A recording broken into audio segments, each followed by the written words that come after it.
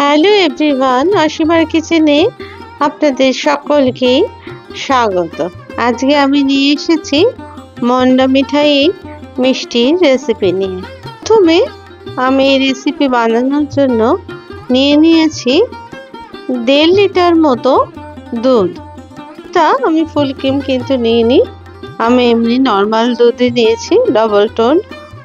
প্রথমে দুধটাকে খুব ভালো করে জাল দিয়ে নিলাম, যতক্ষণ না পর্যন্ত এটা পুরোপুরিভাবে ফুটে উঠছে ঠিক ততক্ষণ পর্যন্ত।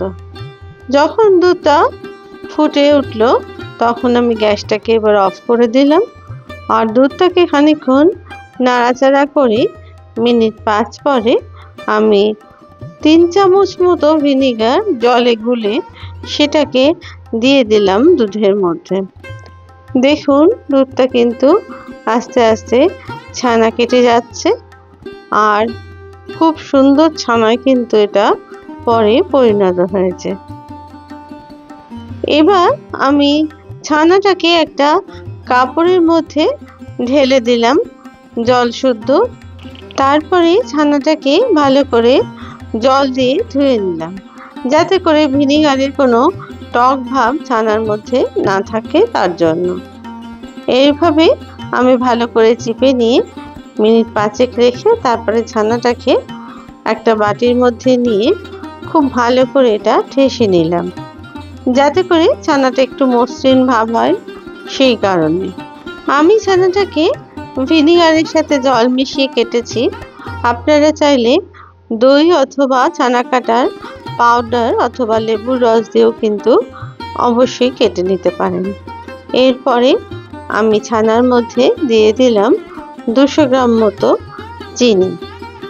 চিনিটাকে খুব ভালো করে ছানার মধ্যে মিশিয়ে নিলাম যাতে করে চিনির কোনো গোটা দানা না থাকে, সম্পূর্ণভাবে ছানার সাথে চিনিটা কিন্তু মিশে যায় সেই পর্যন্ত কিন্তু আমি এটাকে মাখতে থাকলাম।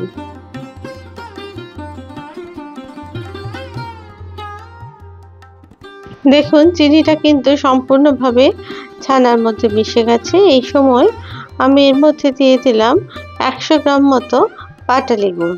এটা সম্পূর্ণ অপশনাল, যেহেতু এখন নলেন গুড় বা পাটালি গুড় বাজারে উঠেছে সেই কারণে আমি এটা দিয়ে দিলাম। আর এর মধ্যে বাটির মধ্যে আমি একটু অল্প পরিমাণ দুধ নিয়ে সেই দুধটাকে কিন্তু ভালো করে ছানার মধ্যে মিশিয়ে দিলাম। 150 মিলিলিটারের মধ্যে যেটুকু দুধ বেঁচেছিল সেটুকু এবার ঢেলে দিলাম বাটির মধ্যে।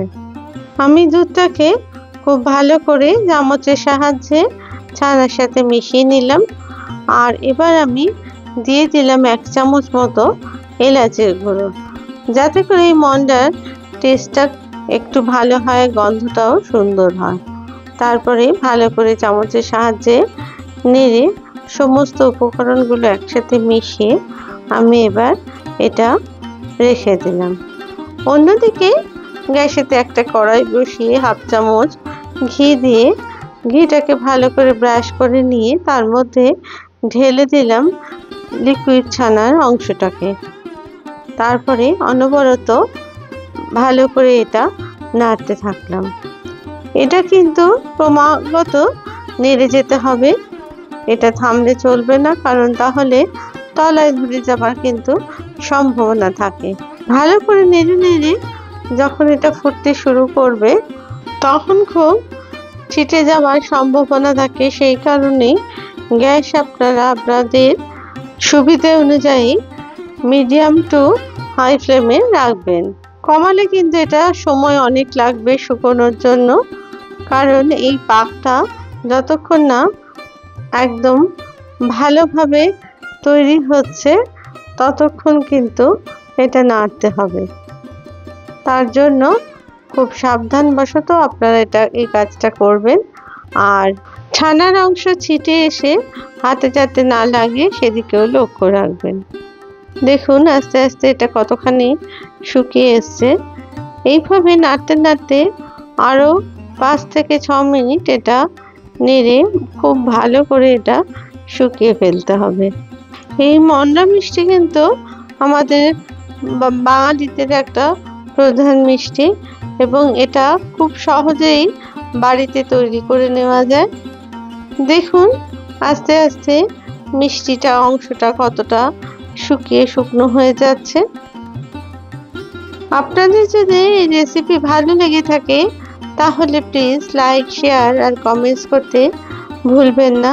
আর আপনারা যদি আমার চ্যানেলের নতুন বন্ধু হয়ে থাকেন তাহলে প্লিজ চ্যানেলটিকে সাবস্ক্রাইব করে দেবার অনুরোধ রইল। আর পাশে থাকা বেল আইকনটিকে প্লিজ প্রেস করে দেবেন, যাতে করে নতুন রেসিপি দিলে অতি সহজেই তা আপনাদের কাছে পৌঁছে যায়। দেখুন পাক দিতে দিতে এটা এবার কড়াইয়ের থেকে ছেড়ে আসছে, মানে বুঝতে হবে যে এটা পাক সম্পূর্ণভাবে তৈরি হয়ে গেছে। সব শেষে আমি হাফ চামচ মতো ঘি দিয়ে এটাকে একটু নেড়ে দিলাম। আর এবার গ্যাসের ফ্লেমটাকে কিন্তু অফ করে দিলাম। আমার এই মিষ্টির পাক সম্পূর্ণ তৈরি।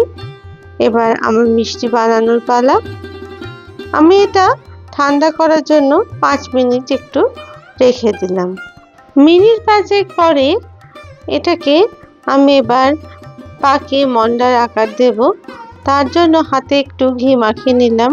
আর এটা কিন্তু একটু গরম অবস্থাতেই করতে হবে, ঠান্ডা হয়ে গেলে কিন্তু এটা শক্ত হয়ে যাবে, সেক্ষেত্রে কিন্তু মন্ডাটা তৈরি করা যাবে না।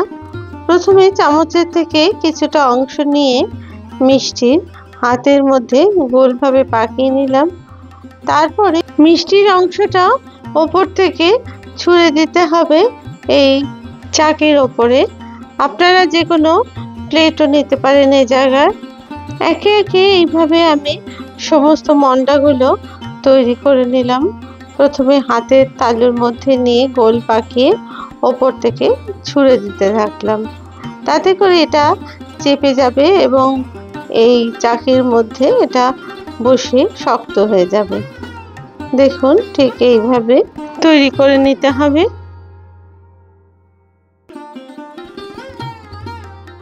আমি পাটালি গুড়ের ব্যবহার করেছি এক্ষেত্রে, কিন্তু আপনারা চাইলে অবশ্যই এটা চিনি দিয়ে কিন্তু অবশ্যই তৈরি করতে পারেন।